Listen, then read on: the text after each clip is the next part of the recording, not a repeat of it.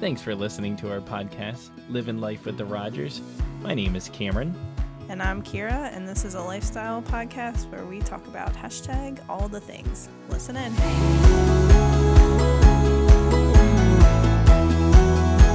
Hello, everyone. In today's episode, we are talking about pet peeves. We took the time to Google search the nation's top 70 pet peeves, and we're going to share some of our favorites. Yeah, we're going to keep today light because last week's episode was a little heavier, so we figured why not do something a little bit more fun and lighthearted because we don't like it to be too heavy. We like to have a good balance, heavy and lighthearted. So today we are definitely going for lighthearted and silly. So I'll let you kick off So we looked at this list of 70 pet peeves, and I asked Kira what are your top 3, and so I'll let you kick it off. And just to note, I think I am more peeved when I'm pregnant. I definitely am bothered by more when I'm pregnant. I think you wanted to do the top 70, and I just didn't think we had time. Pretty much everyone that you said, I was like, yep, that bothers me. Yep, that bothers me. Yep, that bothers me. But I narrowed it down to 3. So, y'all, I got a lot of problems with the people, but you're just going to hear about 3 today. So, the first one is chewing sounds. And, oh my gosh, I am trying not to turn this into a bashing fest, but Cameron and the chewing sounds, he has this thing where his jaw clicks. I don't know, it's like hereditary. I think he gets it from one of his parents. And every time he chews, it clicks. And also he eats fast because he comes from a family of 4 brothers.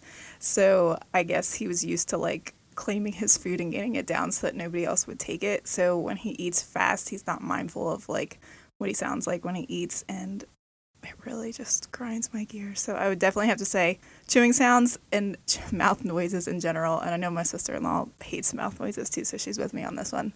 So 2 people agree. It's very annoying.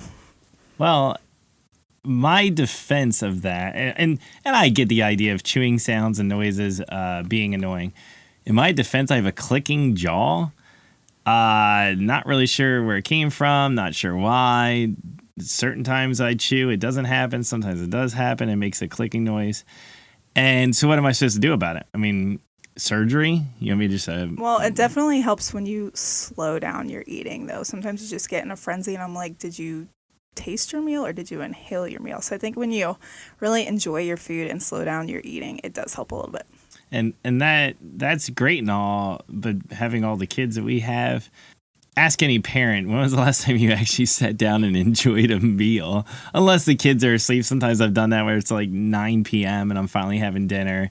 So I can actually have the meal by myself. It is what it is. I just try not to eat around you frequently, and it's fine. All right, what's your first pet peeve?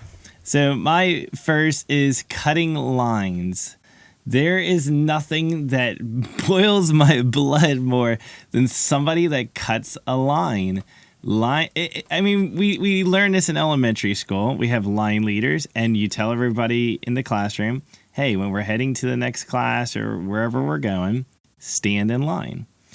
And the idea of cutting a line, I just wasn't raised that way, but it burns me up. That you think you're better than, that's the idea I get behind it, is that you think you're better than everybody, that you don't have to wait. Because I don't know if you feel like you're privileged, or if you feel like the Earth's rotation just is for you, and God designed this whole planet just for you. That's definitely what it is. People think that they're better than other people, and it's like, no, like we're all the same. We all have to do our duty, and wait in this line is part of the human experience. Why do you get to check out of this human experience that we don't get to? Waiting in lines is literally just a part of life. So like, just get in the line and get over it.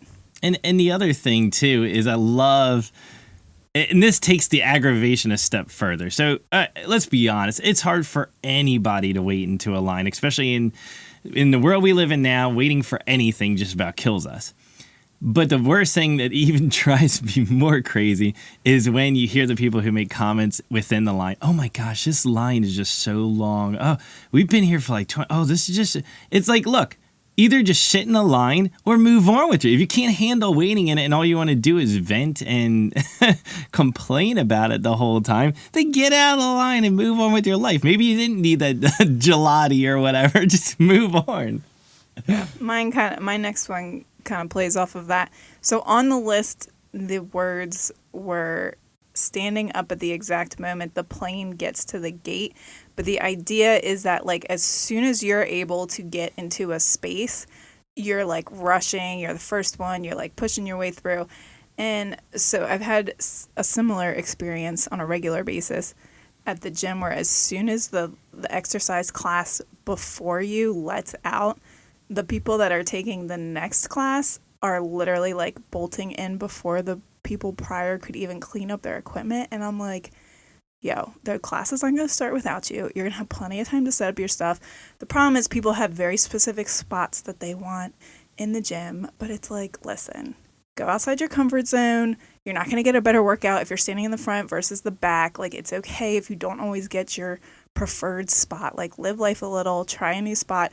But I just wish that people would have some common courtesy. Let the people finish what they're doing, get out, and then go. But no, as soon as the class ends, it's like mad rush to claim your spot, and it's very annoying. And I don't want to take away your anger about the gym, but at the plane, I go back and forth with this one. I don't enjoy, I mean, it's not that I hate flying in a plane. It's just not my favorite thing to do. And I've done plane trips, you know, to the West Coast where it's about 5 hours. And by the end of the trip, I'm toast. I'm ready to get off this metal vessel that's been flying, you know, so high in the air. So at the time, I appreciate when people get moving, because I'm ready to get off the plane. Just about everybody on the plane's ready to get out and stretch your legs. So I appreciate moving at a good pace, grabbing your bags, getting on out of there. But yeah, as soon as you're landing or taxiing in, you still got another 10 minutes.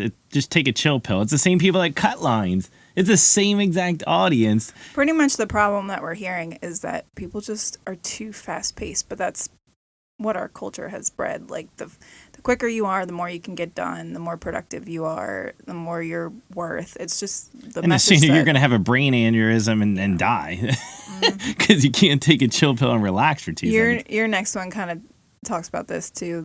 So my next one off the list is being rude to customer service representatives. And this one hits home for me because there's a lot of times I've worked so many various jobs since I was 14, and I've taken the brunt of a lot of angry customers. And here's what bothers me. The people, so let's say you call customer service. We've all done it, whether with Verizon or these large companies. You sit on hold for 2 hours. You're talking to a robot for a half hour. You finally get a hold of somebody. They tell you news you're not happy about. What do? You just lose it on them. And I get the frustrations. I've been on those calls. My problem is you understand that the person that you're losing it on is probably somebody that makes $12 an hour, if they're lucky. No benefits, no anything. They probably are not super thrilled in their position, listening to people scream at them the whole time. I've been in that situation where people scream to me, and I'm not the one that makes the rules. I'm not the one that sets the prices. I don't make enough money to make those decisions. So my whole thing is I don't mind you being upset. I don't mind when people are, hey, they want to take it up to management and they want to let them have it. Great. Just the smaller fish in the sea, take it easy on them. I mean, we're all just trying to pay our bills, right? I think we've forgotten a lot of the lessons that we learned in kindergarten, like wait your turn, stand in line, treat others the way that you want to be treated. I think that the world just needs to take like a redo kindergarten. We need to take another course in We've all failed kindergarten. We need to go back. Failed kindergarten. Yeah, it's to the point where we don't even know how to color within the lines, right? It's just the lack of like treating people with care and concern and trying to put yourself in their shoes. Like we lack a lot of empathy these days, and so then we think we can just treat people without any kind of care and concern. And again, we learned in kindergarten, treat others the way you want to be treated. My next one is a meeting that should have been an email, because sometimes I fall into the trap of get it done, fast-paced, efficiency, like how much can we cram into this day?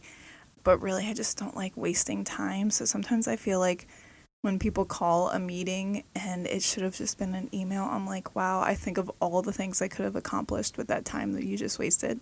Like I could have gone to the grocery store. I could have prepped dinner. I could have gotten a workout in. I could have gotten a nap in. I could be sitting in the sun eating my lunch. There's so many other things. I'm like, please just send me the email, get the point across. I like to be blunt, to the point, clear and concise. Let's get this done and let's move on. So that really just grinds my gears. And I can agree. There's so many meetings being in the workforce for so long that I've sat in that were a complete waste of my time. And honestly, some of them, I've been in meetings that had nothing to do with me or the part of the job, the scope of the job that I was working on. So it was like, all right, now you're just setting me back on the work that I need to get done for the day. You've wasted another half an hour. Now I have to stay late because we set this meeting that was a waste of time. But, and I hate to do this because I fully agree with this pet peeve, nowadays, you just don't know when you send an email if I know there's like read receipts potentially in this and that, but I feel like I send emails and you just wonder if people got them.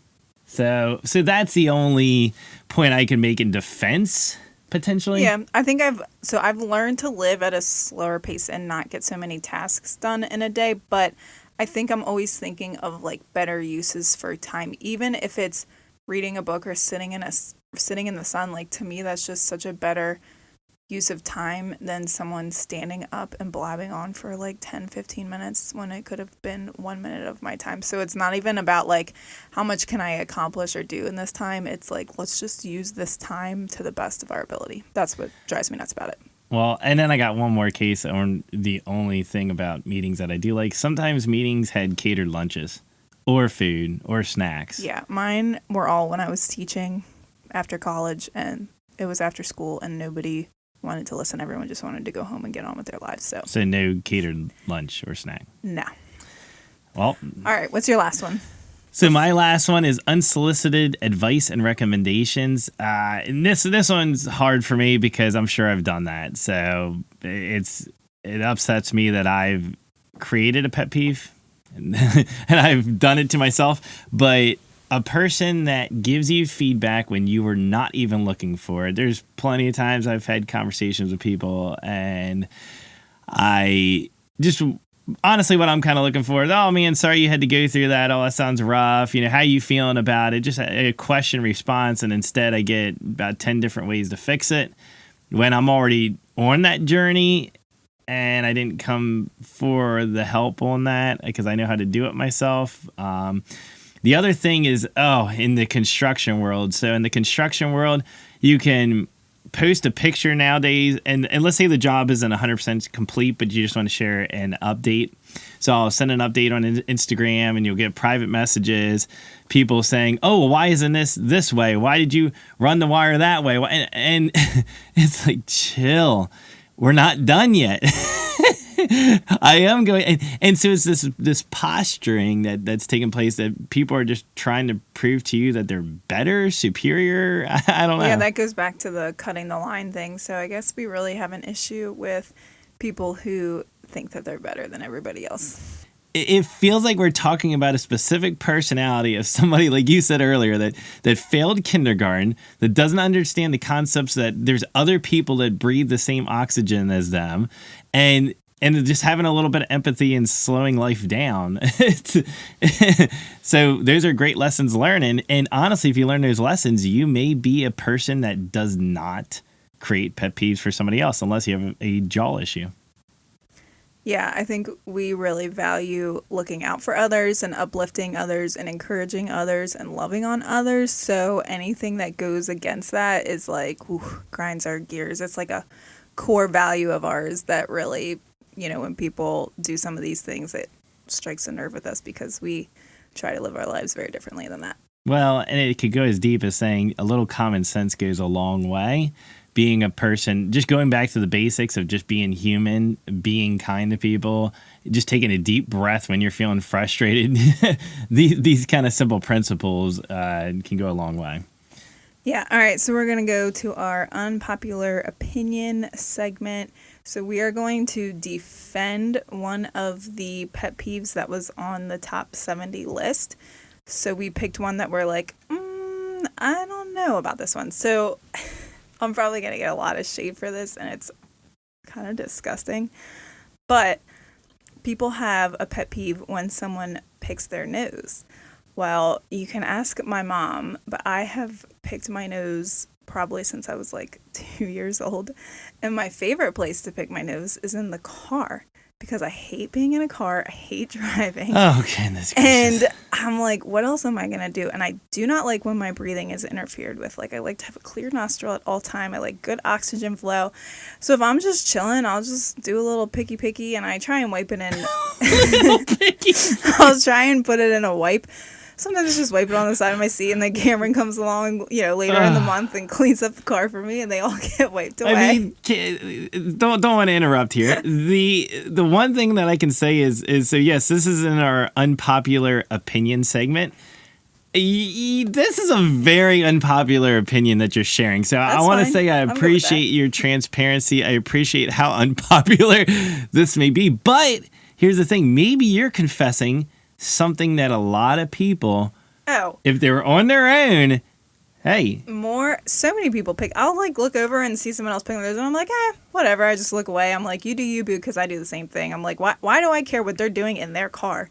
I'm like, and okay, no one else is really driving my car except for my husband, and he doesn't. Don't worry about me. He doesn't I'm even fine. know that there's boogies on the side of the seat, so it's like, well, now whatever. I do. Well, but you grew up with a bunch of brothers. You don't really care about dirt as much, so it's like whatever. But it's funny because Callie now picks her nose a lot, and my mom's always. Now I do draw the line at eating it. I was never an eater. I think that's disgusting. I know people are like, it's better to eat it than wipe it in your car, but I'm like, no, I'd wipe it on the side and then like wipe it with a wipe later if I don't have a wipe on me. I think it's disgusting to eat. That just grosses me out. But this is a fair point. I want to mention Kurt on this one. He told us, having kids, that if you have a kid that picks their nose, tell them to eat it, because if you don't tell them to eat it, they're going to end up flicking the booger somewhere in your car or wherever you're at the moment. So I mean, I think picking your nose in public and in your car and whatever is kind of going a little bit too much.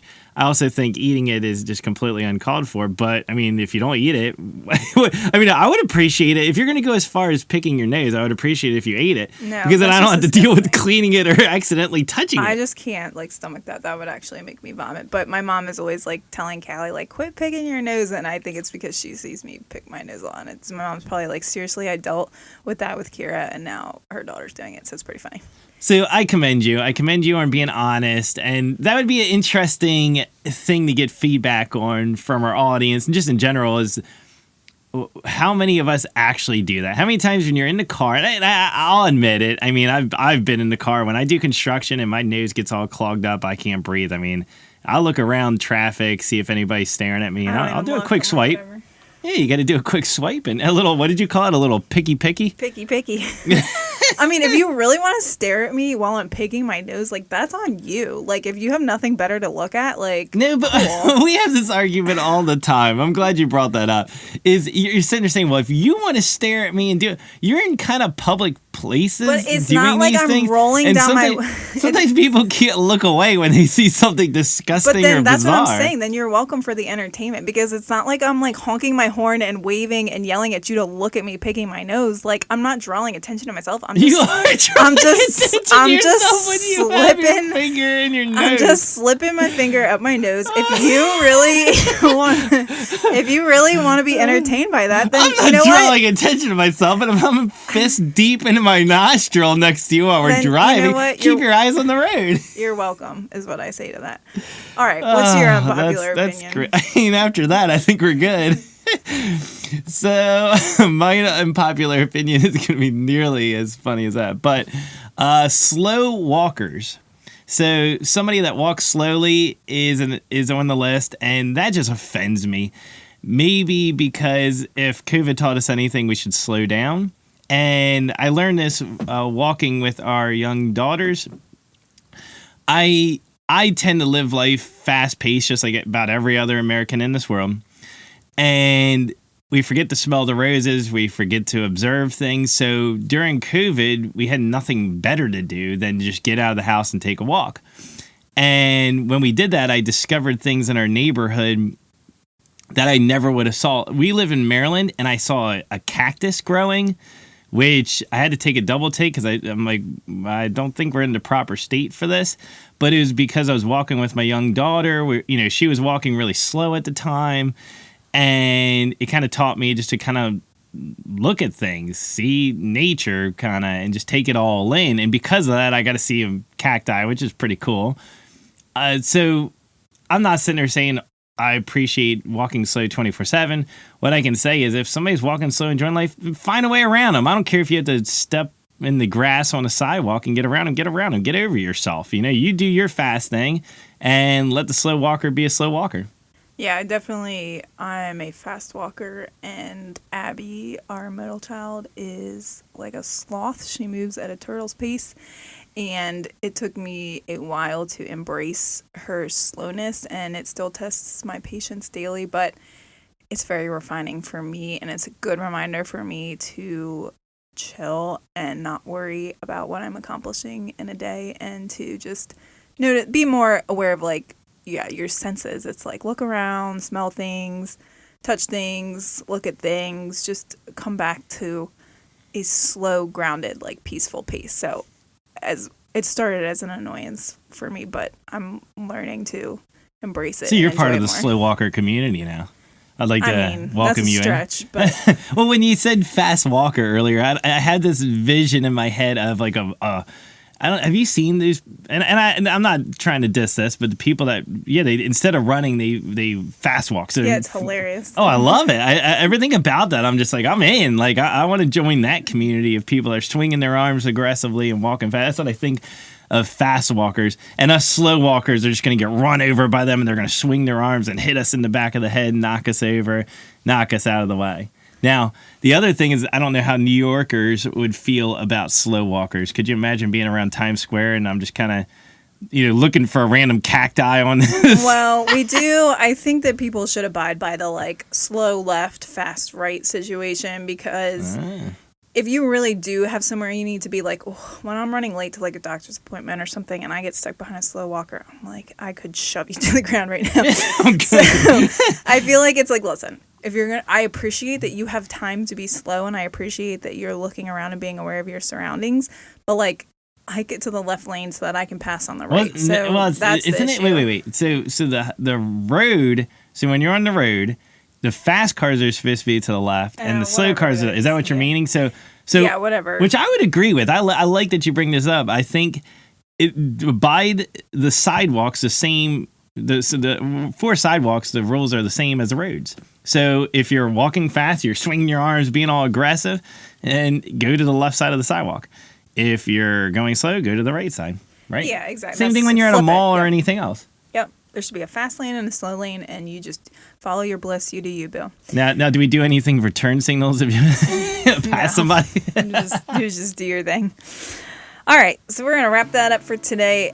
We would love to hear if there is a pet peeve you have that we did not talk about that really just grinds your gears. You can message us or comment on my story over at Kira Nicole Photography. I will have something posted up there.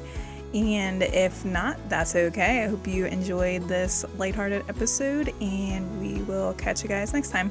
Thanks for listening. Thanks for listening to Living Life with the Rogers with Cameron and Kira. You can find us over on Instagram at Kira Nicole Photography. We post on there a lot, and if you want to hear future episodes, make sure you follow and subscribe. Catch you guys next time.